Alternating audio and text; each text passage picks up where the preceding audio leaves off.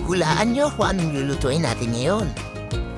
Siyempre, humba alae Batangas style. Ito ang mga sangkap na aking gagamitin.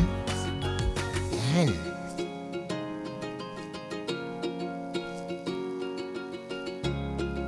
At ang karne na ginamit ko, liempo. Kinat ko lang naman siya ng gantong sukat.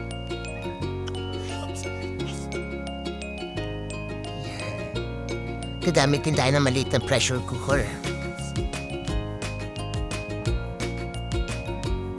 Para mas mapadali natin ang buhay. Naglagay na ako ng bawang, sibuyas,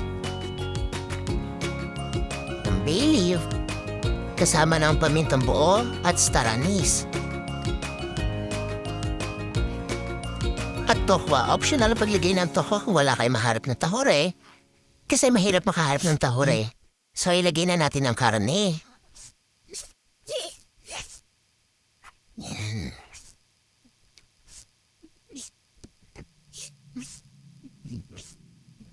Lagay.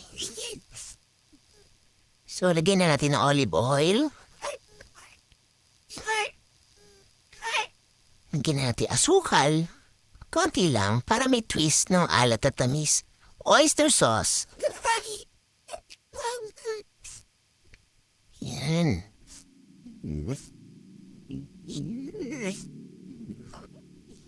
Soy sauce.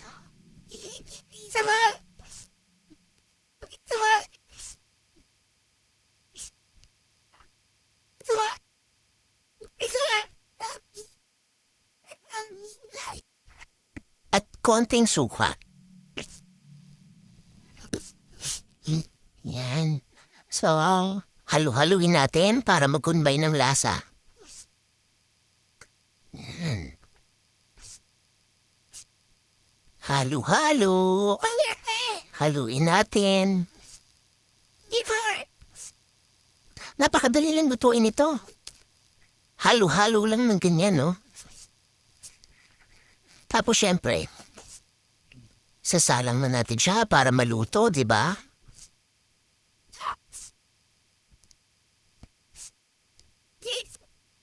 At ito na ang finished product natin ng humba alae Batangas style. Napakasarap. Yan. Sarap.